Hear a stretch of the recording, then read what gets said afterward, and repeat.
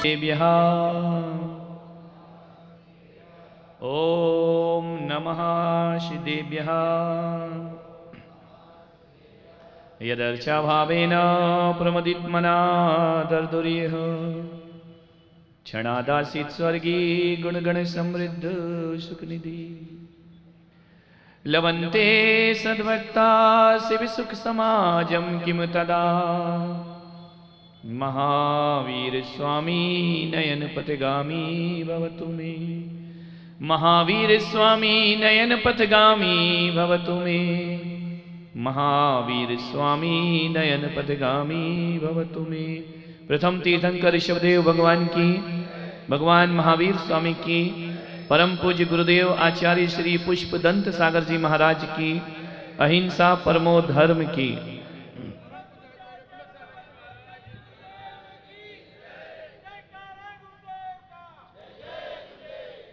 क्योंकि पानी गिर रहा है, स्कूल कैसे जाएंगे। लेकिन बांसवाड़ा वालों, तुम एक दिन की भी छुट्टी नहीं देते हो मुझे। मैं सोच रहा था आज मजा आ गया, छुट्टी होगी, इन लड़कों ने फिर तैयार कर दिया। कोई बात नहीं,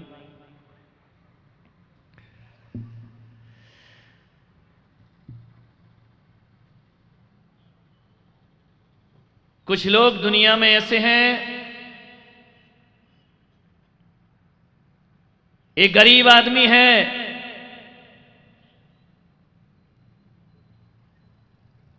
जो दूर तक चलता है खाना खाने के लिए, और एक अमीर है जो मीलों टहलता है खाना पचाने के लिए। गरीब के पास एक वक्त की रोटी नहीं है और अमीर के पास रोटी खाने का वक्त नहीं है। जिंदगी को देखिए, कोई लाचार है इसलिए बीमार है और कोई बीमार है इसलिए लाचार है। जिंदगी देखो, सेंटेंस वही है, थोड़े से आगे पीछे करो तो जिंदगी के अर्थ बदल जाया करते हैं। हर एक कोई दुनिया में ऐसे होते हैं जो रोटी के लिए अपनों को छोड़ देते हैं, और कुछ अपने ऐसे होते हैं जो रोटी के लिए अपनों को छोड़ देते हैं, और कुछ ऐसे होते हैं जो अपनों के लिए रोटी को छोड़ देते। जिंदगी ऐसी होती है, एक से दिन किसी के नहीं होते, अच्छे भी दिन होते हैं, बुरे भी दिन होते हैं। जिंदगी रेल की पटरी नहीं है कि रेल उस पर सरपट भागती जाए सीधी सीधी। एक बात याद रखना, जिंदगी रेल की पटरी नहीं, जिंदगी गंगा की धार हुआ करती है, जो आकाश से पहाड़ से गिरती है, गौमुख में प्रवेश करती है, आगे चलती है पतली लकीर की तरह। बहुत दूर जाने पर वह गंगा हरिद्वार और ऋषिकेश के घाट भी देखा करती है। कभी बियाबान जंगलों से गुजरा करती है, और कहीं जाकर के वही गंगा सिकुड़ करके बिल्कुल पतली हो जाती है, और कहीं जाकर वही गंगा गंगा सागर का रूप ले लिया करती है। जिंदगी गंगा की धार है, यहां अच्छे घाट भी मिलते हैं और बियाबान जंगल भी प्राप्त। एक से दिन किसी के नहीं होते, मौसम ही एक सा नहीं है तो दिन कहां से एक से होंगे। भाई महावीर भाई कह रहे थे ना, एक 5 दिन में 3 मौसम देख लिए। महाराज जहां जाए वहां मौसम बदल जाता है। महावीर भाई मौसम तो बदल जाता है, मगर ये मनुष्य नहीं बदला करता है। ये जैसा पहले था वैसा आज भी है। इसके जीवन में परिवर्तन नहीं आया करता है। ऋतुएं बदल जाती हैं, समय बदल जाता है, वक्त बदल जाता है, मौसम बदल जाता है। आदमी का मिजाज बदलना बहुत कठिन काम हुआ करता है। और मेरी प्रवचनमाला मौसम बदलने के लिए नहीं, मेरी प्रवचनमाला मानस बदलने के लिए हुआ करती है। मानस को बदल लो, मौसम तो रोज बदलते हैं। मौसमों में क्या रखा है, उतार चढ़ाव जिंदगी में आते हैं। एक बात याद रखना, जिंदगी एक सांप सीढ़ी का खेल हुआ करता है। इसमें सीढ़ी की तरह चढ़ाने वाले लोग भी मिला करते हैं और सांप की तरह डसने वाले लोग भी मिला करते हैं। ऐसे भी लोग मिलेंगे जो हमारे को सांप की तरह डस के फिर नीचे उतारने का प्रयास करेंगे, और ऐसे भी लोग होंगे जो थोड़ा सा सहारा देकर सीढ़ी बन करके तुम्हें ऊंचाइयां प्रदान कर। सब तरह के लोग होंगे, जिंदगी कभी एक सी नहीं होती है। ये मौसम देखो ना, 2-2 मिनट में धूप आ रही है, ठंडा हो रहा है, बदल रहा है। जीवन भी ऐसे ही बदलता है। मान्यवर, एक समय कृष्णचंद भाग गए आधी रात, एक समय कृष्णचंद भाग गए आधी रात, एक समय कंस को पछाड़ दिया रण में। आधी रात को क्यों भागे थे? किसके डर से भागे थे? कंस के डर से। एक समय कृष्णचंद भाग गए आधी रात, एक समय कंस को पछाड़ दिया रण में, एक समय अर्जुन ने महाभारत जीत ली, एक समय कौल भील लूट लिए वन में, और एक समय रावण को 10 शीश मिले बर में, और एक समय 10 शीश कटे पड़े रण में। तो आदमी विचारे की बात यहाँ कौन करे?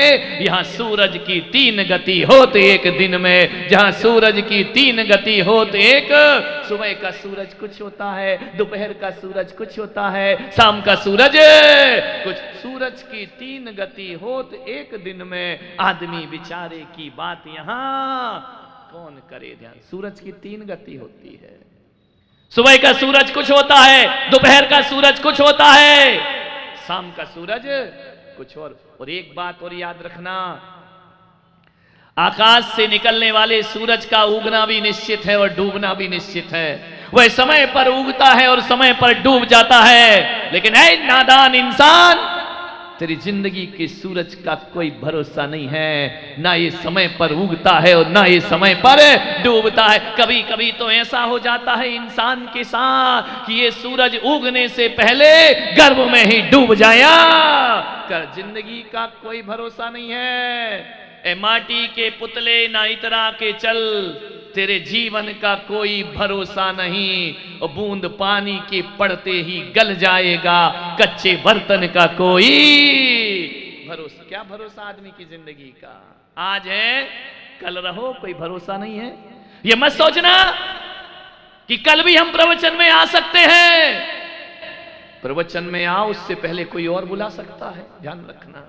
कई लोग चले जाते हैं, अफसाने बयां होते हैं कि यार कल शाम को ही तो राम राम की थी, शाम को ही तो जय जिनेन्द्र किया था, कल शाम को राम राम की, आज सुबह राम नाम सत्य हो गया। जिंदगी का कोई भरोसा नहीं हुआ करता। संभल के चल इंसान। आपसे निवेदन है, एक ही आग्रह करूंगा बड़ी विनम्रता के साथ। आज आपके पास सब कुछ है, दौलत है, रुपया है, पैसा है, इज्जत है, शोहरत है, सब है। आप किस्मत वाले लोग हैं, ध्यान रखना। कुछ ऐसे भी हैं जिनके पास ये सब नहीं हुआ करता है, उन्हें हम बदकिस्मत लोग कहा करते हैं, ध्यान रखिए। लेकिन मैं पुलक सागर कहता हूं, आप खुशकिस्मत हैं कि आपके पास सब कुछ है। लेकिन सब कुछ होने के बाद आपका कोई फर्ज बनता है कि जो बदकिस्मत लोग हैं ना, उन पर थोड़ा सा सहारा देना चाहिए, उनको थोड़ा सहयोग प्रदान करना चाहिए, उन्हें आगे बढ़ाना चाहिए, उन्हें जीवन में मजबूत करना चाहिए। उनके लिए भी आदमी को सोचना चाहिए। अपने लिए तो सब जिया करते हैं, जो दूसरों के लिए जीते हैं वो वीर नहीं, एक दिन महावीर बन करके दुनिया में पूजे जाते। दूसरों के लिए भी थोड़ा जियो, पड़ोस के भी थोड़ा ध्यान रखो, समाज का भी थोड़ा ध्यान रखो। ये भी देखो कि हमारे यहाँ कमजोर लोग कौन हैं, हमारे यहाँ कौन है जिसे किसी चीज की जरूरत है। जरूरतमंद की जरूरत पूरी करो। ईश्वर ने आज आपको दिया है, ध्यान रखना। कोई भिखारी तुम्हारे दरवाजे पर यदि भीख मांगने आए तो ये मत सोचना कि वो आदमी भीख मांगने आया है, ये मत सोचना कि वो आदमी बदकिस्मत है, ये मत सोचना कि किस्मत का मारा हुआ इंसान है, आज भीख मांगने आया है। त्रिवल्लुवर आचार्य कहते हैं, दक्षिण के बहुत बड़े आचार्य हुए, जिन्हें आगे जाकर के कुंद कुंद आचार्य के रूप में माना गया। वह आचार्य कहते हैं कि कोई भिखारी तुम्हारे दरवाजे पर भीख मांगने आया है तो ये मत सोचना कि वो भीख मांगने आया है। वो भीख मांगने नहीं, तुम्हें सीख देने आया है। और वह तुम्हें आवाज लगा कर कहता है कि जो भी तेरे पास है मेरे कटोरे में डाल दे। ईश्वर ने जो दिया है उसका कुछ भाग मेरे कटोरे में डाल दे। और ए इंसान, यदि तूने कटोरे में नहीं डाला तो एक बात ध्यान रखना, कभी मेरे भी पास था और मैंने नहीं डाला था, तो आज कटोरा मेरे हाथ में है, और मेरे हाथ का कटोरा कब तेरे हाथ में चला जाए इसकी कोई गारंटी। मेरे पास था, मैंने नहीं दिया, कटोरा मेरे हाथ में आ गया। अब ये मेरा कटोरा वही रहेगा, हाथ बदलने में ज्यादा देर नहीं लगा करती। जो है दे दे। किसी की सहायता की है, एहसान मत बनाना कि हमने उसकी हेल्प की, नहीं, एहसान मानना कि उसने तुम्हें दाता बनने का दर्जा प्रदान किया है, तुम्हारे प्रति उसने सहानुभूति रखी है, तुम्हें सम्मान के दृष्टि से देखा है। आज बड़ा दुख होता है मुझे, समाज की जीवनमारियां होती हैं, भोजन होता है, सामूहिक भोजन होता है। अभी होंगे, महावीर जयंती आ रही ना, जगह जगह आओ भोजन भोजन भोजन, भजन तो छोड़ो, भोजन होना चाहिए। द्वार द्वार जुलूस का स्वागत होगा, महावीर के चरणों में नारियल नहीं चढ़ेगा, लेकिन तुम्हें शरबत मिलेगा, कहीं आइसक्रीम मिलेगी, कहीं। विरोध होना चाहिए इन चीजों का। बीतरागी भगवान का जुलूस निकालते हो, मुंह जूठा करके कहते हो त्रिशलानंदन वीर की और जय बोलो महावीर की। ध्यान रखना, मैंने एक जगह महावीर जयंती कराई और एक नियम दिया समाज को कि जुलूस में कोई खाएगा पिएगा नहीं। ये खाने पीने वालों का जुलूस नहीं है, ये त्यागी तपस्वियों की शोभा यात्रा हुआ करती है। यहां स्वागत नहीं होना चाहिए। यहां यदि स्वागत होता है, हमारी समाज यदि स्वागत करती है, तो देव शास्त्र गुरु का स्वागत किया करती है, भगवान का। क्या होता है महावीर जयंती पर, जगह जगह स्टॉल लग जाती है। कोई आइसक्रीम खा रहा, कोई जूस पी रहा, कोई गन्ने का रस पी रहा है, कोई शरबत पी रहा है, और पीने के बाद सड़कों पर ऐसे गिलास फेंके जाते हैं। जब जुलूस निकल के जाता है ना, तब पता पड़ता है कितने स्टैंडर्ड की समाज सड़क पर गई है। मान्यवर, ध्यान रखना, सड़कों को गंदा करना, हमारे शहर को गंदा करना, ऐसी कैसी शोभा यात्रा है। मेरे महावीर तो जहां जाते थे ना, तो कहते हैं 100 योजन तक कांटे दूर हो जाया करते थे, गंदगी स्वच्छता में बदल जाया करती थी। और आज हमने महावीर का वो हाल किया है, जहां से शोभा यात्रा निकल जाए पूरी सड़क गंदी कर दिया करते हैं। मान्यवर, आपसे निवेदन है, ये कोई मनोरंजन की यात्रा है, टाइम पास की यात्रा है।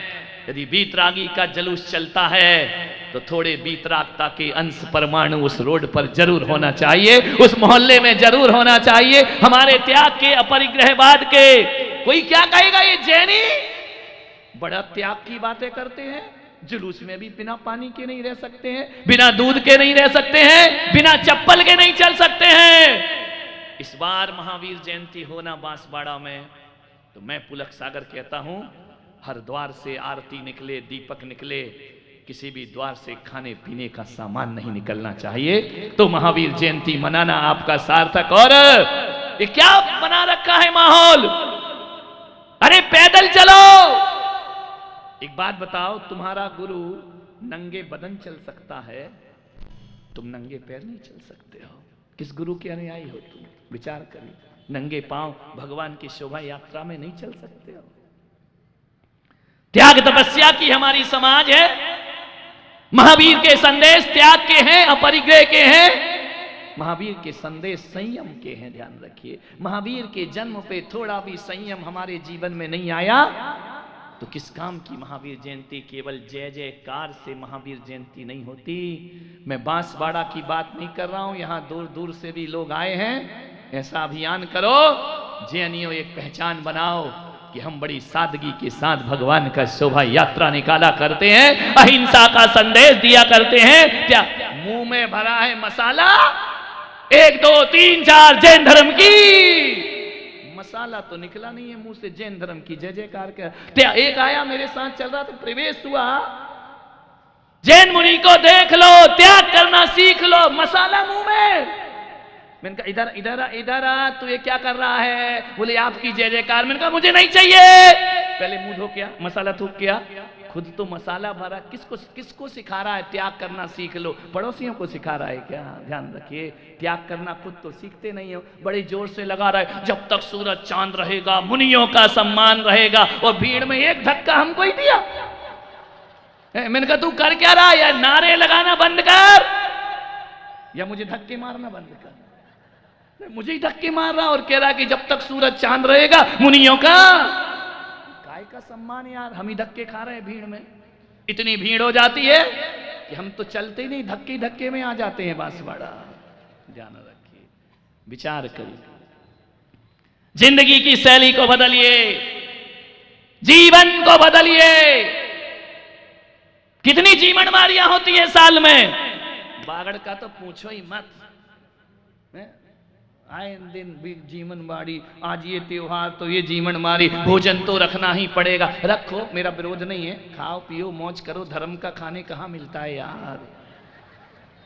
शास्त्रों में ही लिखा है धर्म का खाओ, पाप का खाओ, ऐसा कहाँ लिखा है? इसलिए खाओ जम के, धर्म का ध्यान रखिए। पर्यूषण पर्व आता है, बिचारी 10 उपवास कर रही है, बड़घोरा निकल रहा है। काय का? बोले पूरी समाज का भोजन करा, मर गई वो 10 दिन उपवास करके, तुम खाने के लिए बैठे हो कि कब पारना हो और पूरी समाज खा ले। ये अनुमोदना हुआ करती है, इसको हम कहते हैं ये प्रभावना है, ये अनुमोदना है। मैं पुलक सागर कहता हूं, उसने 10 लक्षणी के उपवास किए हैं, उसकी पारणा पे तुम पेट भर के पेटू राम 10 दिन तो छोड़ा नहीं, उसका और खाने के लिए आ गए हैं। मैं पुलक सागर कहता हूं, यदि इस तरह की परंपराएं रहेंगी तो एक गरीब 10 लक्षणी करने से घबराएगा, क्योंकि वो पूरी समाज को भोजन नहीं करा सकता है, वह पूरी समाज की जीवनवारी नहीं दे सकता है। आपके चक्कर में एक तपस्या करने वाला इंसान तपस्या से दूर हो जाया करता है। ये कुरीतियां हैं, ये कुपरंपराएं हैं, इनका अंत होना चाहिए। मैं कहता हूं 10 लक्षणी वाले का जुलूस निकालो, लेकिन निकालने के बाद अनुमोदना करना है तो खा के अनुमोदना मत करो।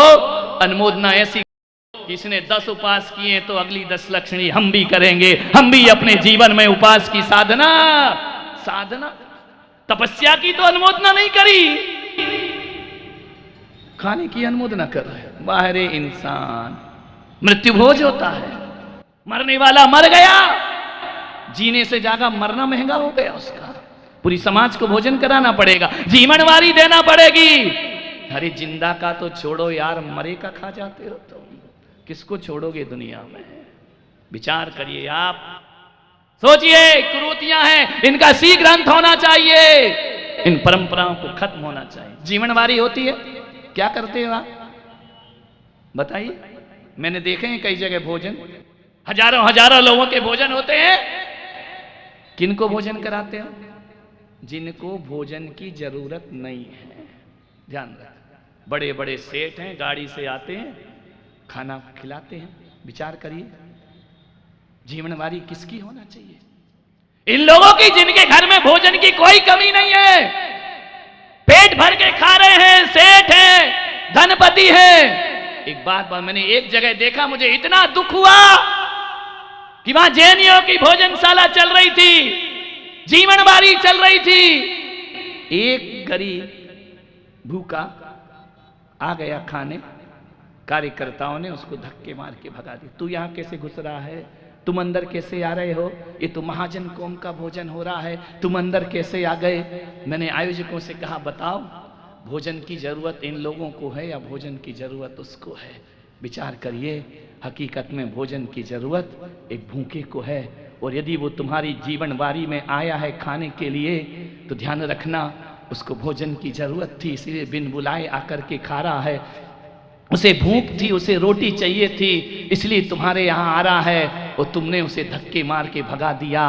बताओ कहाँ हुआ जियो और जीने दो? मैं आपसे पूछ रहा हूँ। मैं तो कहता हूँ कि एक धनपति को भगा दो तो चल जाएगा, जिसके यहाँ भोजन है उसे ना बुलाओ तो चलेगा, लेकिन असली गौतम प्रसादी, असली वात्सल्य भोज तो वही हुआ करता है जिसके घर में 2 वक्त की रोटी नहीं है। कहना आज हमारे महावीर का जन्म हुआ है, आज हमारे यहाँ कोई गरीब भूखा नहीं रहना चाहिए, उसे भोजन जरूर प्रदान।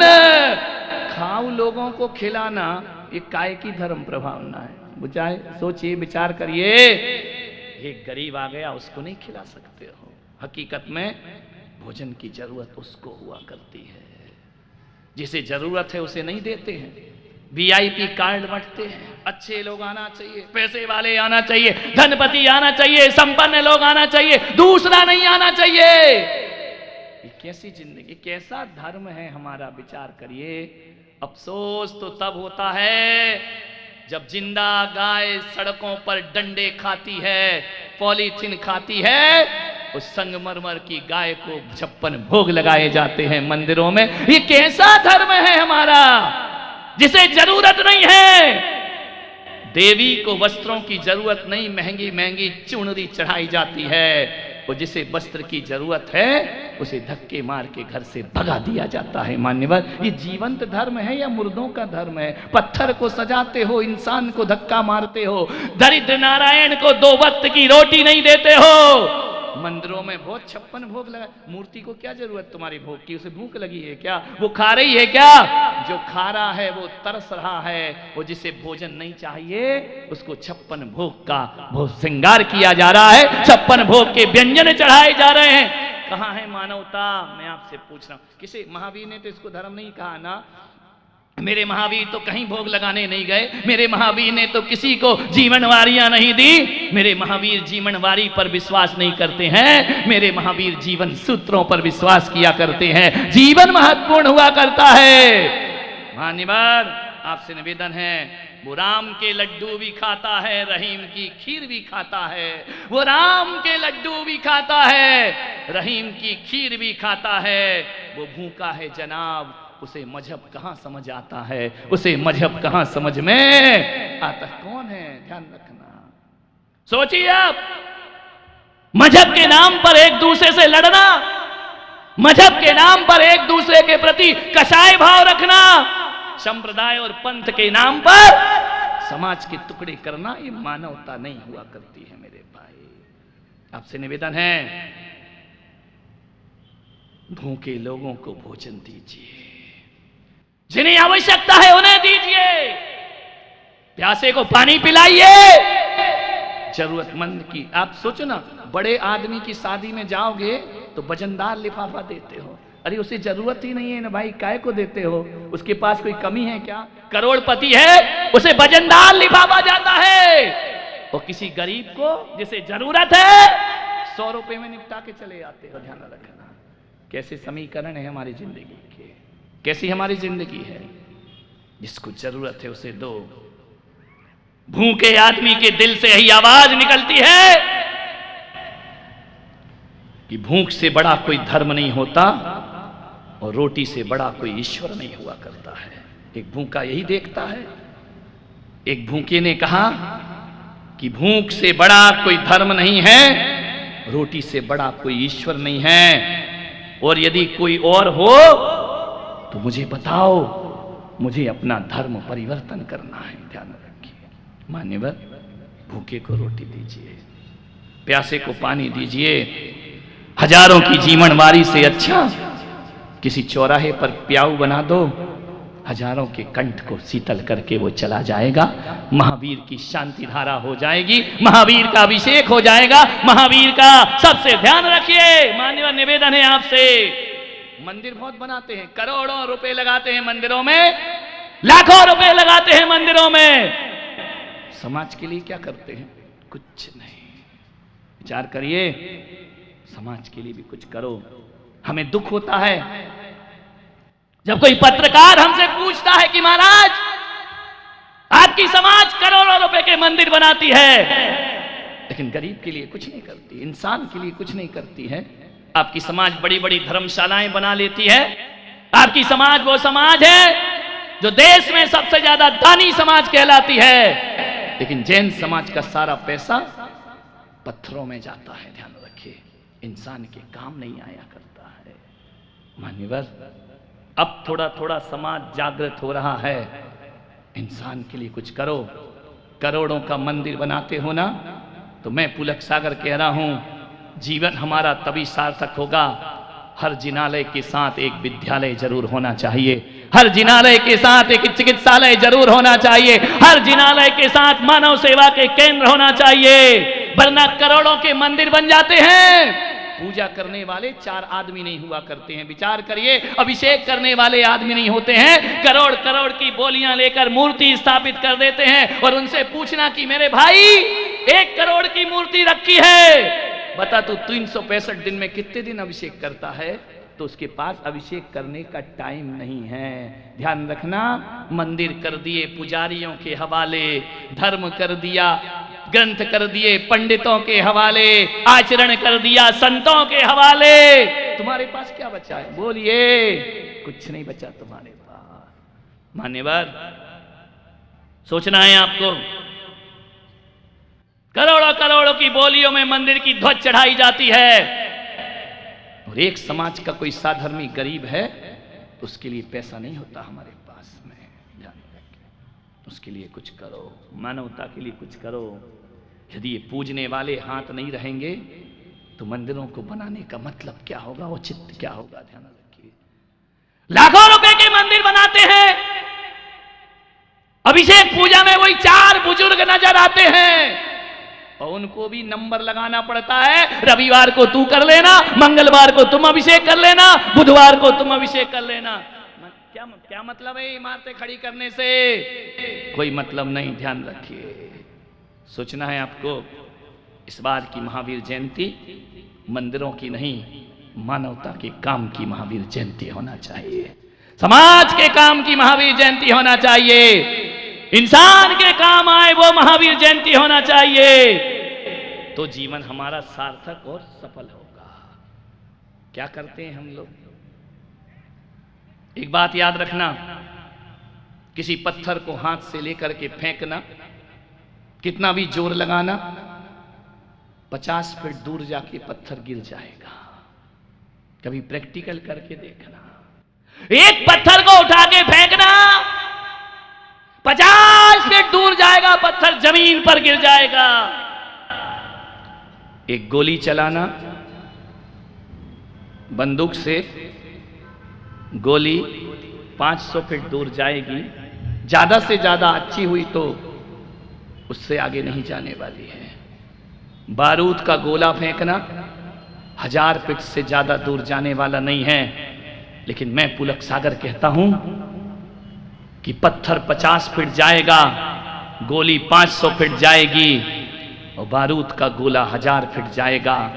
लेकिन मैं पुलक सागर कहता हूं, किसी गरीब की थाली में रोटी रख के देना, रोटी रख के देखना, वो 1000 फीट 500 फीट नहीं जाती है, वो सीधी परमात्मा तक पहुंचा करती है। ध्यान रखिए, उसका सफर ईश्वर तक हुआ करता है, उसका सफर भगवान तक होता है।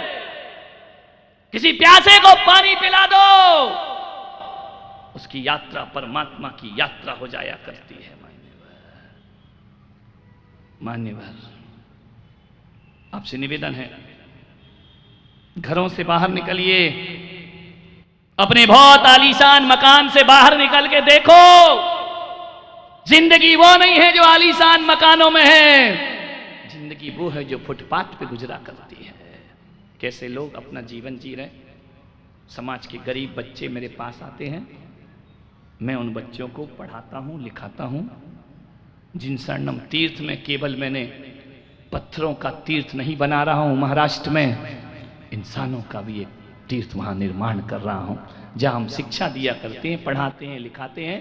हजारों लोगों को हम लोग अपने माध्यम से, अपने भक्तों के माध्यम से, मंच के माध्यम से, क्या ना जाने कितनों का जीवन बनाने का हम प्रयास किया करते हैं।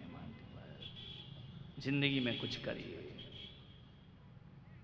बहुत दुखी है जिंदगी, गरीबों के निकट बैठ करके देखो, आंसू बहाते हैं लोग। एक धनपति के लिए धन भगवान हुआ करता है, एक जौहरी के लिए हीरे मोती भगवान हुआ करते हैं।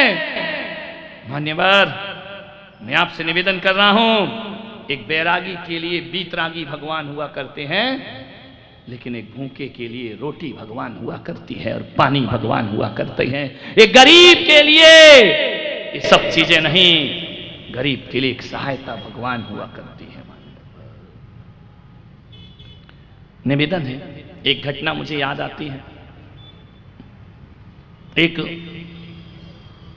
परिवार था, बहुत गरीब था, इतना गरीब, इतना गरीब, इतना गरीब कि एक वक्त की रोटी भी बड़ी मेहनत से उसे मिला करती थी। जैन परिवार था, जरा गांव में जाकर के देखो, आपके शहरों में जाकर ही देख लेना। जयपुर में पुलक मंच परिवार है, मालूम है उन्होंने क्या अभियान किया कि जैन समाज के वो गरीब लोग जिनके पास भोजन जुटाना कठिन होता है, सबके घरों में वह 1 साल के भोजन की व्यवस्था, अनाज की व्यवस्था जाकर करते हैं।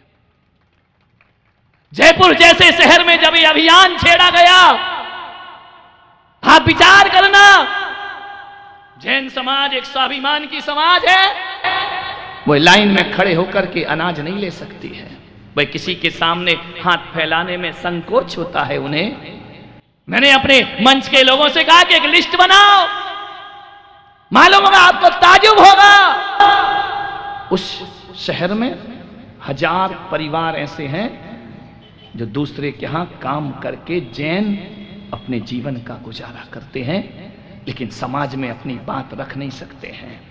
जब वहां के लोगों को मैंने जागृत किया और मैंने एक अभियान दिया कि हमारे समाज के लोग, पुलक पर्व मनता है 11 मई को, ध्यान रखना, उन्होंने पिछली बार 1400 टन भोजन जैन गरीबों के घरों में पहुंचाया है। मैंने कहा जैन नहीं आएगा आपसे मांगने के लिए। उन्होंने ऐसा अभियान किया, कुछ जैन महिलाएं आकर के रो रही हैं उनके पास, जो दूसरों के घरों में आज भी रोटियां बनाती हैं मंदिर महाराजों के साथ में, आज भी समाज की जीवनबारी हो तो रोटी बनाने का काम करती हैं। उन महिलाओं के घरों में जब सुबह सुबह दाल चावल और गेहूं के बोरे पहुंचते हैं, आंखों से अश्रु की धारा बहती है और वो कहती हैं कि जीवन में कोई एक संत है जिसने हमारे घर में भोजन भिजाने का काम किया है, बिना नाम बताए, बिना उजागर किए। रितेश जी लोहाड़िया, कुशल जी ठौलिया, ऐसे दीपक जी पाटौदी लोग वहां पर हैं जो इस अभियान को आगे बढ़ाते हैं। उन्होंने ऐसा ही काम किया है, घर में चुपचाप उनके घर भोजन पहुंचाया है। मैंने कहा ध्यान रखना, मेरी जन्म जयंती मनाना सार्थक तभी होगी जब हर घर में भोजन होगा, हर घर में पानी होगा। ध्यान रखिए मान्यवर, ऐसे काम अपने जीवन में करो, मानवता के समाज के लोग सामने नहीं आएंगे। एक जैन परिवार बहुत गरीब था, मुझे उसकी जानकारी मिली, मजदूरी करता था उसका आदमी, लेकिन आज क्या करेंगे आप, एक गरीब के लिए 1000 रुपए नहीं है आपकी जेब में, और आपका ड्राइवर 10,000 से नीचे नहीं लेता है। ध्यान रखना, सोचना है आपको, वह बहुत गरीब है।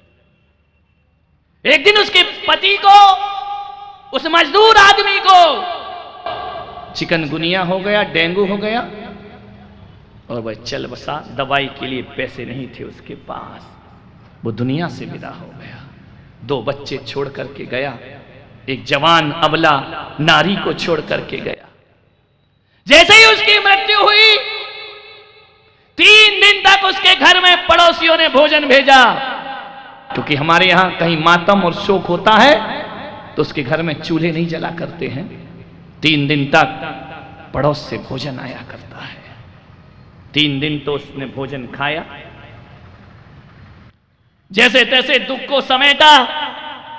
जब किसी पर दुख पड़ता है ना, कोई काम नहीं आता, अपनी ही हिम्मत अपने काम आया करती है, अपना ही साहस अपने काम आया करता है, अपनी ही हिम्मत, अपना साहस और अपना धैर्य, यही इंसान का सबसे बड़ा साथी हुआ करता है। अपना संबल ये काम आता है, कोई किसी के काम नहीं आएगा। ये दुनिया है, ध्यान रखना, ये माल में साथ देती है लेकिन मार में कोई भी साथ नहीं दिया करता है। बुरा जब वक्त आता है, अपने ही पहचानना छोड़ दिया करते हैं। यही हुआ उसके साथ। उसने साहस बटोरा, हिम्मत बांधी, उसे जीना था 2 बच्चों के लिए, छोटे छोटे से बच्चे थे। मेहनत मजदूरी करने लगी, पोंछा लगाने लगी, झाड़ू लगाने लगी। एक समय बीता, बड़ी मुश्किल से बच्चों की ख्वाहिशों को पूरा कर पाती थी।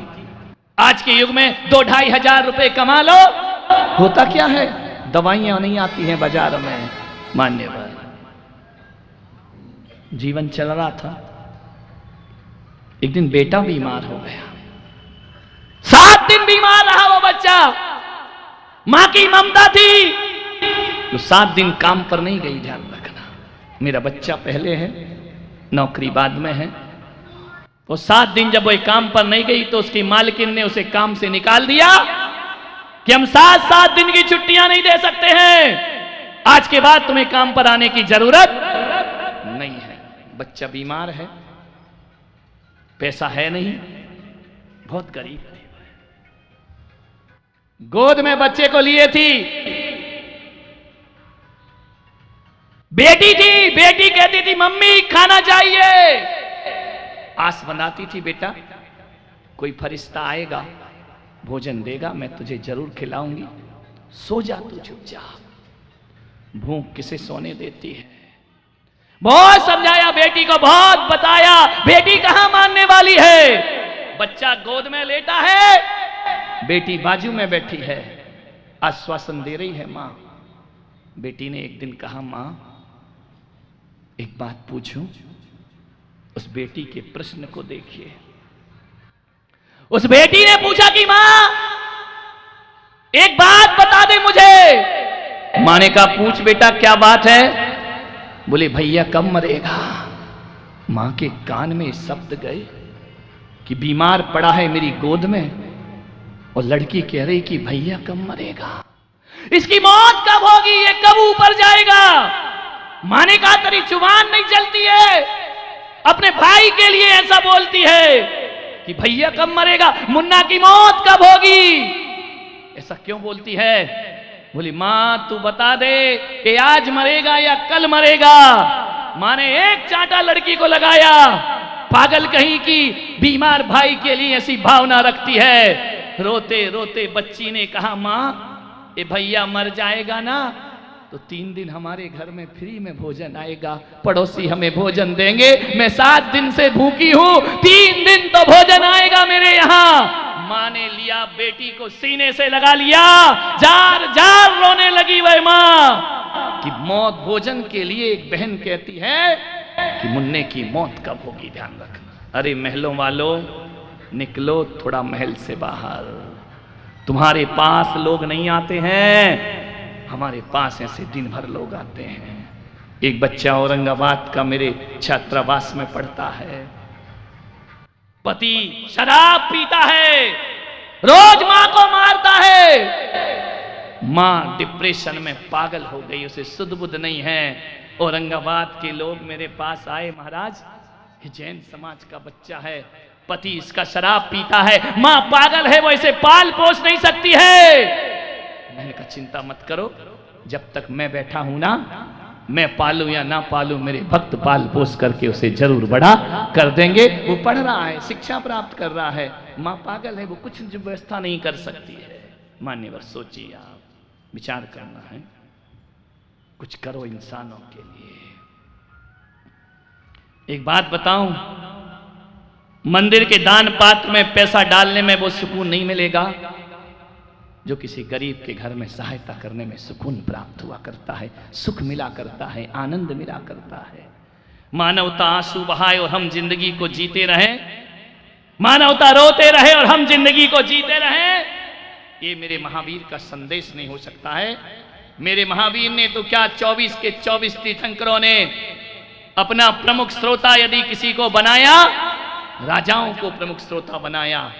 लोगों ने कहा किसी गरीब को क्यों नहीं बना लिया है। महावीर ने कहा नहीं, राजा ही हमारे श्रोता बनेंगे, क्योंकि महावीर ने कहा ये संदेश दिया।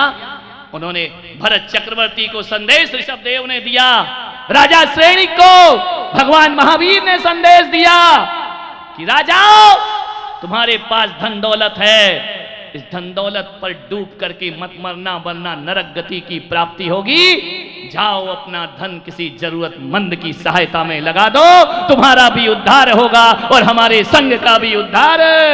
ये प्रेरणा दी महात्मा बुद्ध ने, अनाथ पिंडिक को प्रेरणा दी कि जाओ जगत का भला करो, संसार का भला करो। ये प्रेरणा कोई इंसान को नहीं दे सकता है। पूरी समाज को यदि समाज सेवा की कोई प्रेरणा देता है तो कोई संत और महापुरुष हुआ करते हैं जो जगत को तारने की प्रेरणा दिया। मैं आपको प्रेरित कर रहा हूं, करो कुछ इंसान। हमारी समाज की कितनी महिलाएं आज मंदिरों में चौकों में महाराज के रोटियां बनाती हैं, कितना पाती हैं? 10,000 5,000, उससे अपना घर पालती हैं, बच्चों से दूर रहती हैं, महाराजों के साथ संगों में विहार करती हैं।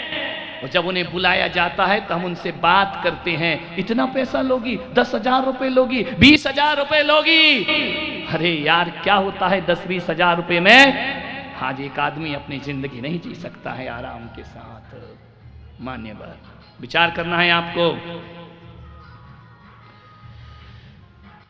एक बात याद रखना, जीवन को सफल बनाना है तो या तो किसी के दिल में रहा करो, और दिल में नहीं रह सकते ना तो किसी की दुआओं में रहा करो, जिंदगी तुम्हारी सार्थक और सफल हो जाएगी। या तो किसी के दिल में रहो या किसी की दुआओं में रहो तो तुम्हारा जीवन जीना सार्थक हो जाएगा। ध्यान रखना, जरूरी नहीं हर जुबां पर प्रभु का नाम आए, हर जरूरी नहीं है हर जुबां पर प्रभु का नाम आए। वो लम्हा भी किसी इबादत से कम नहीं है जब इंसान इंसान के काम आए। ध्यान रखना, वो भी किसी पूजा से कम नहीं हुआ करता है, वो भी किसी इबादत से कम नहीं हुआ करता है। इंसान इंसान के काम आना चाहिए। ध्यान रखना, मैं एक धर्म सभा थी दिल्ली में मेरी, समाज के आयोजकों ने सभा से पहले दीप प्रज्वलन का प्रोग्राम रखा और उस दिन चौंक गए सभी लोग कि उस दिन मंच संचालक ने आवाज लगाई कि जो इस धर्म सभा में सबसे पीछे बैठा है वो आज का दीप प्रज्वलन करेगा। एक गरीब उठा, रिक्शा चलाने वाला, उसे बुलाया गया स्टेज पर कि तुम आकर के दीप प्रज्वलन करो। मैं चौंक गया, मैंने कहा ये आयोजक कमेटी किससे दीप प्रज्वलन करा रही है? उससे दीप प्रज्वलन कराया।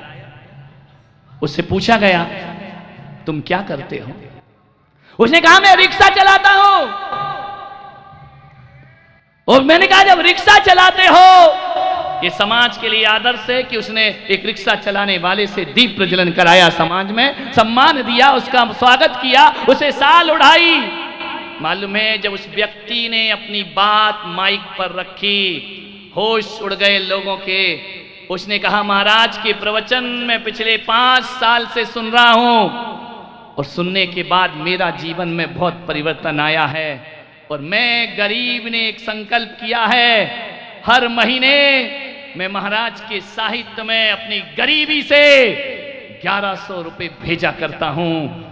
तो मैंने कहा 1100 रुपए साहित्य में क्यों भेजा करते हो? किसी गरीब को दे दिया करो।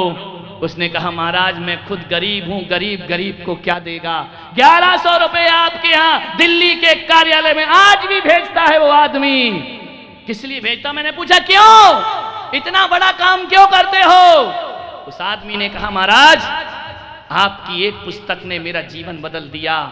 1100 रुपए मैं इसलिए देता हूं कि आपकी पुस्तक छपे और ना जाने कितनों की जिंदगी वो पुस्तक बदल सकती है, ना जाने कितनों का विचार वह पुस्तक बदल सकती है। मैं जहां जाता हूं आपके साहित्य का प्रचार करता हूं, आपके विचारों का प्रचार करता हूं। आपके विचारों ने मेरी आत्महत्या करने वाली लड़की को बचाया है। वह सुसाइड करने जा रही थी और उसी समय टीवी पर आपका प्रवचन आया था कि आत्महत्या करना कोई वीरता का काम नहीं हुआ करता है, ये किसी कायर का बुजदिल का काम होता है। इतना सुना उस बेटी ने और उसने आत्महत्या के विचार बदल दिए और आज मेरी बेटी रिक्शे वाली की बेटी मालूम है आपको, वह पुलक मंच की सहायता से MBA कर रही है। ध्यान रखना, जो मरने को जा रही थी, जो मृत्यु को जा रही थी, वह ढूंढते मेरे पास आई और उन्होंने कहा महाराज ये जो जिंदगी है आपकी दी हुई जिंदगी है, मेरे भाई पैसों से सहायता ना कर सको तो ना कर सको, कम से कम विचार और सद्भावनाओं से किसी की सहायता हम जरूर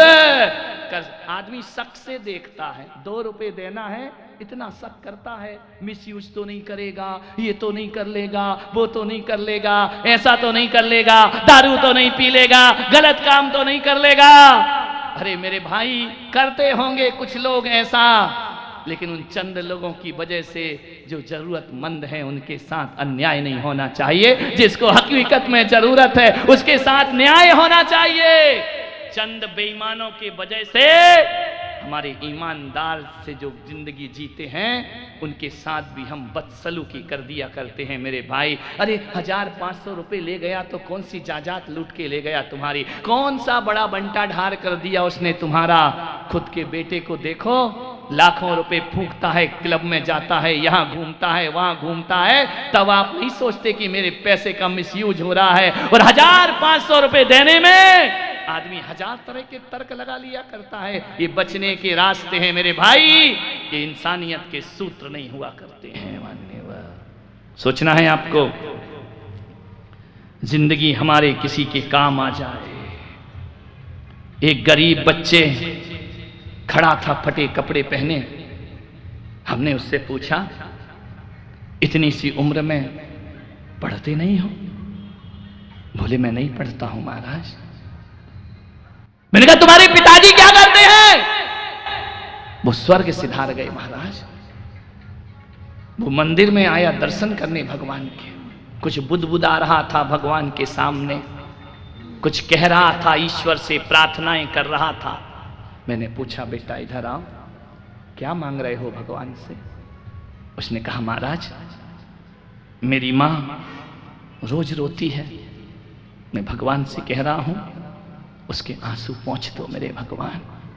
मेरी छोटी बहन खिलौनों के लिए झगड़ती है, मेरी मां के पास पैसा नहीं है, मैंने भगवान से मांगा है कि भगवान मेरी बहन को खिलौना ला करके दे दो। भगवान से मैं यही मांग रहा हूं अपने जीवन में, मैंने अपने लिए भगवान से कुछ नहीं मांगा। तो मैंने कहा बेटा तुम पढ़ते नहीं हो? बोले स्कूल जाता हूं रोज।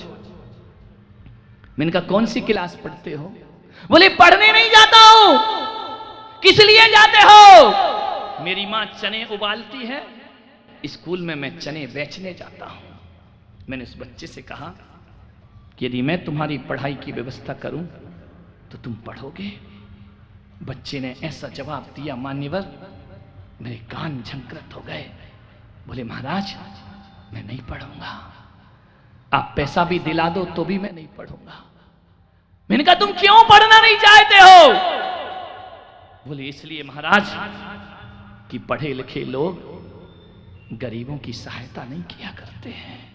ये पढ़े लिखे लोग, इनके सीने में दिल नहीं हुआ करता है। ये पढ़े लिखे लोग हम गरीबों पे तरस नहीं खाते हैं। ये पढ़े लिखे लोग मंदिरों में करोड़ों की ध्वजा फहराते हैं, लेकिन मेरी बहन के लिए खिलौना ला के नहीं दिया करते हैं। इसलिए महाराज मैं पढ़ना लिखना नहीं चाहता हूं, मैं अनपढ़ ही रहना चाहता हूं। और मेरे पापा जब से गए हैं, जब से मेरे पापा के जितने दोस्त थे उन्होंने भी मेरी तरफ देखना बंद कर दिया है, उन्होंने भी हमें पहचानना बंद कर दिया है। जब बुरे दिन आते हैं ना महाराज, कोई नहीं पहचानता। मैं तो इतना ही सीखा हूं कि गरीबों का दुनिया में कोई नहीं हुआ करता है।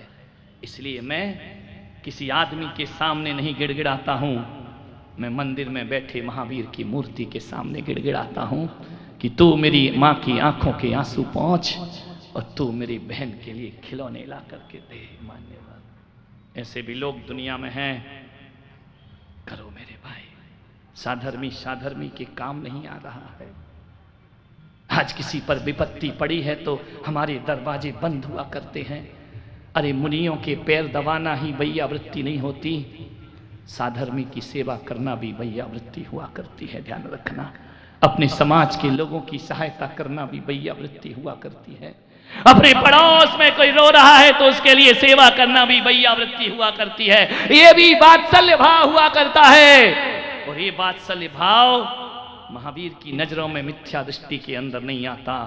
कोई सम्य दृष्टि होता है जो वात्सल्य अंग को जीवन में धारण किया करता है। ध्यान रखिए, महावीर ने सहायता की बातें की हैं, महावीर ने एक दूसरे की जरूरतों को समझने की बातें की हैं।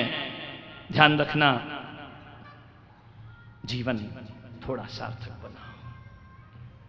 देखो, कभी महल की खिड़कियों से झांक के देखा करो जरूरतमंद की तरफ। भगवान महावीर ने एक सूत्र दिया है कि अष्टमी और चतुर्दशी को एक टाइम भोजन करना। मैंने बहुत चिंतन किया, महावीर ने क्यों कहा है कि अष्टमी चौदस को उपास करो। महावीर ने ये क्यों कहा है, 28 चल रही है, 8 दिन का उपवास करो, एक आसन करो, नीरस भोजन करो।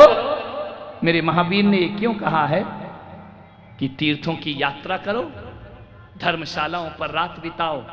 आजकल तो मालमला खत्म हो गया है, आज तो तीर्थों की धर्मशालाएं भी इतनी डीलक्स हो गई हैं, इतनी वीआईपी हो गई हैं, वहां जाने के बाद लगता ही नहीं है कि हम तीर्थ करने के लिए आए हैं।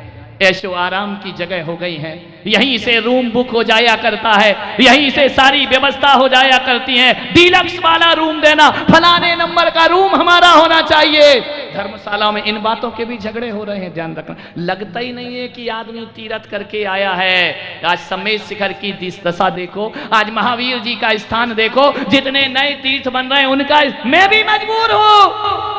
समाज कहती वीआईपी धर्मशाला बनाओ, डीलक्स रूम बनाइए, तो हम आपके तीर्थ पर आएंगे। अरे क्या जमाने थे वो, जब कोई समेत शिखर की यात्रा को जाता।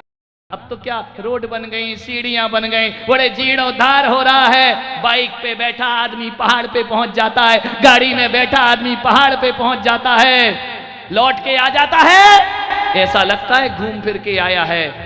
ऐसे ऐसे लोग तीर्थों पे जाते हैं, भगवान का अभिषेक और दर्शन नहीं करते हैं। धर्मशाला में मौज मस्ती मनाई, पिकनिक मनाया, लौट करके बाहर आ जाया कर।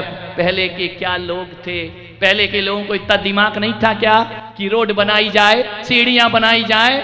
नहीं, पहले के लोग कंकड़ की चुभन में भगवान की वंदना किया करते थे। पहले के लोग रात को 2 बजे 1 बजे लालटेन लेकर के चल दिया करते थे, समेत शिखर का पहाड़ चढ़ा करते थे, पानी नहीं पिया करते थे, समेत शिखर पर भोजन करके नहीं जाते थे। नहीं तो कोई आपत्ति आ गई तो पवित्र तीर्थ को हम गंदा नहीं करेंगे। क्या भावनाएं लोगों की रहा करती थी। एक एक कंकर चुभता था, हाथ में चावल रहते थे, और जब कंकर चुभता था तो मुंह से निकलता था, सावलिया पारसनाथ शिखर पर भले विराजे जी। आज क्या होता है, जूते पहन करके जा रहे हैं, दुकानों की दुकानें खुलवा दी तीर्थों पर, फिर कहते अतिक्रमण कर रहे हैं। अरे जैनियों, तुम खाओगे नहीं तो दुकान लगाएगा कौन मेरे भाई? दुकानें भीलों ने नहीं लगाई हैं, हम जैनियों ने दुकानें लगवाई हैं। वहां जाके खाते हैं, पीते हैं, नाश्ता करते हैं, और हम कहते हैं हम तीर्थ यात्रा करने को आए हैं। वाह रे आदमी की जिंदगी, थोड़ी सी भी प्रतिकूलता सहन नहीं होती है। मेरे महावीर ने कहा है अष्टमी चौदस को उपवास करना, एक टाइम भोजन करना, इससे मोक्ष हो जाएगा क्या? नहीं, महावीर कहते मोक्ष तो नहीं होगा, लेकिन एक दिन की भूख तुझे बता देगी कि दुनिया में भूखे लोग अपनी जिंदगी कैसे जिया करते हैं। इसका तुझे एहसास हो जाएगा, उस दर्द की अनुभूति तुझे हो जाएगी, और जाकर के तीर्थ पर चटाई पर सो जाना। उस दिन तुझे याद होगा कि डल्लप के गद्दे की नींद क्या होती है और चटाई पर सोने की नींद क्या होती है। तेरी जिंदगी में आत्मीयता बढ़ेगी, संवेदनाएं बढ़ेंगी, और तुझे लगेगा कि जो फुटपाथ पर रात बिताते हैं उनके लिए हमें कैसी व्यवस्था करना चाहिए। ये एहसास कराया है। ये त्याग तपस्याएं मानव को मानव बनाया करती हैं। ये उपवास मानव, केवल हम तो इसलिए उपवास करते हैं मोक्ष हमारे बाप का, मोक्ष मिल जाएगा, नरक से बच जाएंगे, स्वर्ग चले जाएंगे। संवेदनाएं नहीं आती हमारे सीने में, ध्यान रखना, संवेदनाएं आना चाहिए। मान्यवर, हमारे यहाँ उपवास भी उत्सव हुआ करता है, और हमारे यहाँ पारणा भी उत्सव हुआ करता है। कभी सोचना, विचार करना, खाने को भी उत्सव कहा है, भूखे रहने को भी उत्सव कहा है। मालूम है क्यों कहा है महावीर ने ऐसी बातें? उन्होंने कहा कि जब 10 दिन तो भूखा रहेगा। अरे ये भूखा रहने का मतलब ये नहीं है प्रसन्नता के साथ भूखा रहना, तो ध्यान रखना वो भूख तेरा उत्सव बन जाया करती है, और प्रसन्नता के साथ भोजन करना वो पारणा तेरा महोत्सव बन जाया करता है। ध्यान रखिए, एहसास कराए हैं ये जिंदगी को जीने के। मान्यवर, आपसे निवेदन है, महीने की 30 रातें घर में बिताते हो ना, एक रात किसी तीर्थ पे जरूर बिताना। मैं पुलक सागर तुमसे निवेदन करता हूं। और वो वाला कमरा लेना जो कमरा कोई ना लेता हो। ध्यान रखना, ऐसे कक्ष में रात बिताना जहां पंखा नहीं चलता हो, मच्छर काटते हो। पता चल जाएगा जिंदगी क्या हुआ करती है। मान्यवर, ध्यान, समय की अपनी सीमा है, मर्यादा है, लेकिन मुझे इस बात की खुशी है कि मौसम कितना भी बिगड़ जाए या बन जाए, तुम अच्छे बनो या ना बनो, अच्छी बातें सुनने की ताकत रखते हो। और जो आदमी अच्छी बातें सुनने की ताकत रखता है, मैं सोचता हूं 18,500 वर्ष तक महावीर का धर्म तुमसे ही जिंदा रहने वाला है। ध्यान रखना, अच्छा सुनने की ताकत रखो। करना तो बहुत कठिन काम है। जो सुनेगा वो सोचेगा, जो सोचेगा वो करेगा, और जो करेगा वही भव सागर से तरेगा। ध्यान रखिए। मान्यवर, आपसे निवेदन है, किसी के दर्द को पहचानने का प्रयास करो। बहुत गरीब लोग हैं दुनिया में, बहुत अभावग्रसित लोग हैं इस दुनिया में, उनकी जिंदगी को भी देखो। मान्यवर, आपसे निवेदन बड़ी विनम्रता से कर रहा हूं कि महावीर जयंती मनाएंगे। इस बार हम बांसवाड़ा में मनाएंगे, बड़े धूमधाम से मनाएंगे, लेकिन महावीर की केवल जय जयकार नहीं लगाएंगे, जय जयकार के साथ महावीर का संदेश भी हमारी शोभा यात्रा में दिखना चाहिए, जीवंत दिखना चाहिए। आपसी मतभेदों में मत पड़ो, सारी समाज एक होकर के चले, चाहे दिगंबर हो, चाहे श्वेतांबर हो, चाहे 13 पंथ हो, चाहे 20 पंथ हो। बड़ी बड़ी चौड़ी चौड़ी बातें करते हो, छाती चौड़ी करके एक साथ चलने में तुम्हारे प्राण निकलते हैं। ध्यान रखिए, हमारे महावीर तो वो थे जो शेर गाय को एक घाट पर बुलाकर पानी पिला दिया करते थे।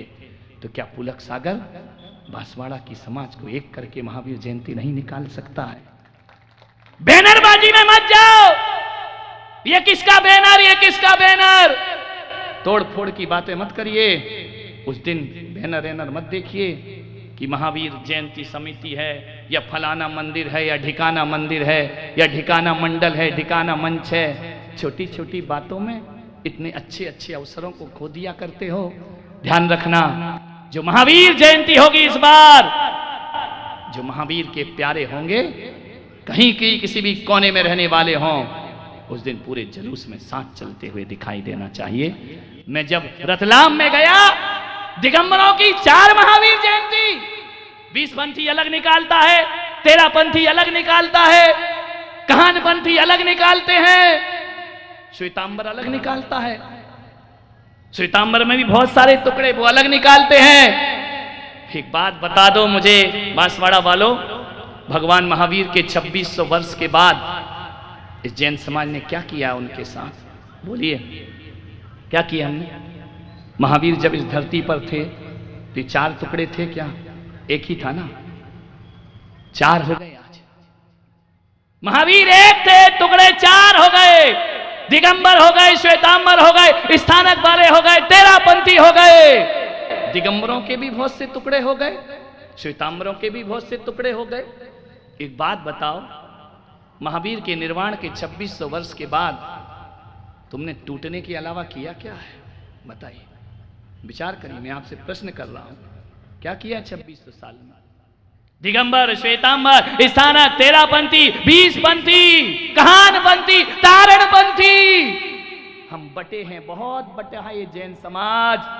कभी संप्रदाय के नाम पर बटा, कभी देव के नाम पर बटा, कभी शास्त्रों के नाम पर बटा। ये हमारा ग्रंथ है, तुम्हारा ग्रंथ। कभी हमारा समाज पंथों के नाम पर बटा। आज दुर्भाग्य है कि हमारा समाज पंथों के नाम पर ही नहीं, अब तो संतों के नाम पर भी पंथ बटने लगे हैं। अब तो संतों के नाम से समाज बनने लगी है। मान्यवर, आपसे मेरा निवेदन है, देव के नाम पर बटे तो शास्त्र ने बचाया हमें, शास्त्र के नाम पर बटे तो गुरु ने बचाया हमें। और अब गुरु के नाम पर बटे ना तो कोई बचाने वाला नहीं है। इस समाज को ध्यान रखिए। 2600 साल ये समाज बटा है। मैं पुलक सागर बांसवाड़ा की समाज से, बागड़ की समाज से निवेदन करता हूं कि 2600 साल में बटकर हमने पाया क्या है? क्या मिला हमको? बोलिए क्या मिला? लड़ झगड़ के बोलिए क्या मिलता है हमको? कुछ नहीं मिला। एक प्रधानमंत्री नहीं बना पाए 70 साल की आजादी के बाद। सोचिए क्या किया तुम जैन समाज के लोगों ने? क्या सबसे ज्यादा टैक्स देने वाली समाज जैन समाज हुआ करती है, और सबसे ज्यादा उपेक्षा जैन समाज की। आज तुम्हारे समाज का कोई चुनाव में खड़ा हो जाए ना तो हमारे ये केकड़े टांग पकड़ के उसको गिरा देंगे और हरा देंगे। ध्यान रखिए, ये स्थिति हमारे समाज की बनी हुई है। हमारा समाज ही उसे राजनीति में चढ़ता हुआ नहीं देख सकता है। हमारा समाज ही किसी की तरक्की बर्दाश्त नहीं कर सकता है। कोई आगे बढ़ता है, चार टांग खींचने को खड़े हो जाया करते हैं। इन केकड़ों से सावधान रहो मेरे भाई, ध्यान रख। कहानी तुम्हें मालूम होगी केकड़ा की, एक चढ़े तो दूसरा टांग खींचता है। चांदमल यह हालात तो यही है। बोलिए यार, सोचिए क्यों हम पार्टियों में लगे रहते हैं? ये हमारी पार्टी है, तुम्हारी पार्टी। मैं कहता हूं पार्टी किसी की भी हो, अपनी समाज का आदमी राजनीति की ऊंचाइयों पर पहुंचना चाहिए। ध्यान रखना, बैनर कोई भी हो, सारी लड़ाई बैनर की। श्वेतांबर का बैनर, दिगंबर का बैनर, तेरा का बैनर, बाहुबली का बैनर, बासपूज का बैनर, आदिनाथ का बैनर, मोहन कॉलोनी का बैनर, और थोड़ा बहुत बचा तो सेनापति का बैनर। ध्यान रखिए, ये बैनरबाजियां बंद करो। कोई नहीं पढ़ता वो बैनर, तुम ही पढ़ते हो, तुम ही खुश हो जाते हो। अखबार में लोग फोटो देखते, मेरा आया क्या? अरे तू कोई राष्ट्रपति की औलाद है क्या? तुझे सारी दुनिया जानती है क्या? खुद का देख के खुद ही खुश हो जाता है। ध्यान रखिए मान्यवर, ध्यान रखिए। ये कोई जीवन के उत्थान की बातें हैं नहीं मेरे भाई। 2600 साल लड़के हमने कुछ नहीं पाया, खोया ही खोया है। एक निवेदन मेरा मान लीजिए, 2600 साल हम बटे हैं टुकड़ों में।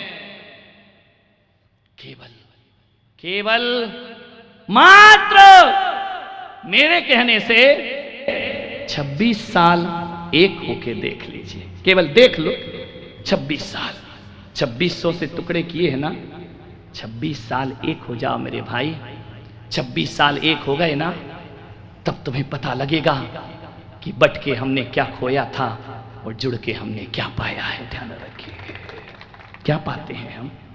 इतनी धनाढ़ समाज, सरस्वती पुत्र समाज, लक्ष्मी पुत्र समाज, इसके पास सब कुछ है, बस इसका अहंकार उसे जीने नहीं देता। दुर्भाग्य हमारी समाज का। रोज नमोकार पढ़ती हो और अहंकार भी किया करती है। नमोकार में 5 बार नमन किया है कि ये तुम्हारा खोपड़ा एक बार में नहीं तो दूसरी बार में फूट जाए, दूसरी में नहीं तो तीसरी में तुम्हारे अहंकार का सर फूट जाना चाहिए, चौथी में, 5वीं में फूट जाना चाहिए। एक बात याद रखो, या तो ये जैन समाज अहंकार छोड़ दे या नमोकार पढ़ना छोड़ दे। दोनों चीजें एक साथ नहीं चल सकती हैं।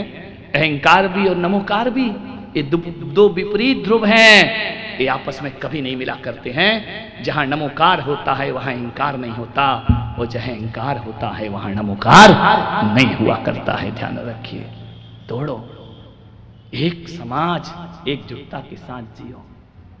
नहीं हमारी कॉलोनी में आए तो ही हमारे महाराज हैं, हमारी में नहीं आए तो तुम्हारे महाराज हैं। धत तेरे की पढ़ा लिखा इंसान। इसलिए उस गरीब बच्चे ने कहा कि महाराज मैं पढ़ना नहीं चाहता हूं, क्योंकि जितने विवाद, जितने दंगे और लड़ाई होती है वो पढ़े लिखे आदमियों के द्वारा होती है। गरीब और अनपढ़ आदमी कभी लड़ा नहीं करता है। ध्यान रखना, ऐसे पढ़े लिखे से तो हम अनपढ़ ही हो गए होते। मंदिरों की पूजाओं पे झगड़ते हैं, प्रतिष्ठाओं पे झगड़ते हैं, मंदिरों की मूर्तियों पर झगड़ा होता है। क्यों लड़ते हो मेरे भाई, क्यों लड़ते हो? मुझे लड़ाई का कुछ समझ ही नहीं आता। क्यों लड़ते हो? महाराजों के नाम पे क्यों लड़ते हो? ये ध्यान रखना, तुम सब महाराजों के हो जाओ, महाराज किसी के नहीं होंगे। एक बात ध्यान रखना, तुम भले कहते रहो हम पुलक सागर के परम शिष्य, एक बार पुलक सागर तो बोले कि तू मेरा परम शिष्य। खुद ही दिए जा रहा है, खुद ही अपनी डमरू खुद ही बजाए जा रहा है, हम इनके परम शिष्य, हम पुष्पदन सागर के परम शिष्य, हम विद्यासागर के परम शिष्य, हम विमल सागर के परम शिष्य। इन लोगों ने तो किसी प्रवचन में नहीं कहा कि तू मेरा परम शिष्य है। कहा क्या? खुद की ढपली, खुद का बाजा, खुद का नाचना, खुद का गाना, अपने आप में बड़े 30 मार का समझते हो। अरे मेरे भाई, महान साधुओं के शिष्य बनने से जिंदगी महान नहीं होती है। उन जैसी महानता जीवन में लाओ तो हमारा जीवन महान हुआ करता है। ध्यान रखिए, क्या महानता है हमारे अंदर। इस बार की महावीर जयंती में जब तक निभे निभाते रहिए, दिल मिले या ना मिले हाथ मिलाते रहिए। जिंदगी इसी का नाम हुआ करता है। आदमी आदमी से मत लड़ो, एकता के साथ जियो। शेष बातें महावीर जयंती पर करूंगा, अभी नहीं। अभी तो मैंने भूमिका बनाई है। विशेष माल तो कारतूस तभी निकलेंगे जब सब इकट्ठे होकर आकर बैठेंगे। और जो नहीं आएगा उसे महावीर भी अपने पास नहीं बुलाएगा। ध्यान रखना, क्योंकि जब मैं बुला रहा हूं नहीं आ रहे तो वो तो बुलाएंगे नहीं, कोई मतलब ही नहीं उनको लेने देने से। एकता के साथ चलो, क्षुद्र संकीर्णताओं को छोड़ो, जो हो रहा है होने दीजिए और एक साथ महावीर जयंती मनाइए, तो मेरा आना सार्थक होगा। रतलाम में मैंने जब सब समाज से कहा, स्थानकवासी समाज भी आया। 20,000 श्वेतांबर हैं, 1,000 दिगंबर हैं। मैंने कहा साथ चलो, मिलके चलो।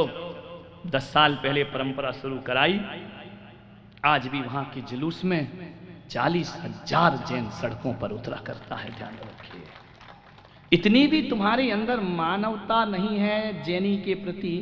साथ चलने में शर्म लगती है तुमको, लड़ने में मूंछ पे ताव देते हो। एक जगह गया, हमने कहा दोनों मंदिर एक हो जा। अरे महाराज 100 साल की लड़ाई, अरे लड़ाई को गर्व समझते हो, लड़ाई को बहुत अच्छी चीज समझते हो। अरे लड़ाई गर्व करने की चीज नहीं होती, दिलों से दिल मिलाना गर्व की चीज हुआ करती है। ध्यान रखिए, सब चीजें छोड़िए। हमारे बुजुर्ग जो कर गए हैं, बुजुर्गों की भी वो परंपराएं जो समाज को तोड़ती हैं, उन परंपराओं को तोड़ने में बेहिचक हमें तोड़ देना चाहिए। और आज की वो परंपराएं जो समाज को जोड़ती हैं, बड़ा दिल करके हमें आगे आना चाहिए। महावीर भाई ने बड़ी, सभी मुनि संघ और यहाँ की समाज ने मेहनत की। चारों संप्रदाय के लोग मेरे पास मीटिंग में आए, उन्होंने मुझसे वक्त मांगा है। मैंने कहा मैं वक्त देता हूँ, वक्त भी देता हूँ, बेवक्त भी देता हूँ। महावीर जयंती तक मैं चाहता हूँ सभी समाज अपने अहंकार को तोड़कर एक सड़क पर उतरे और भगवान महावीर की जयकारे गूंजना चाहिए। कोई स्वागत नहीं होना चाहिए।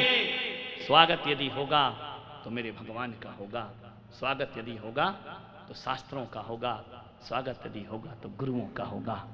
तुमने ऐसे कौन से काम कर लिए जो तुम्हारा स्वागत हो? ध्यान, कुछ किया है क्या? ये कर लो तो ध्यान रखना, समाज हमारा स्वागत करेगी और भरी सभा में मैं तुम्हारा स्वागत करूंगा। ध्यान रखिए, एकता के साथ चलिए। आप सबने सुना, अनुग्रहित हूं। 2 दिन और प्रवचन है, कल और परसों आप उपस्थित होइए। और मुझे विश्वास है कि मौसम बिगड़े या ना बिगड़े, बांसवाड़ा के लोग तो प्रवचन में आएंगे ही आएंगे। तो आप सबने जो सम्मान दिया है, अनुग्रहित हूं। जय महावीर।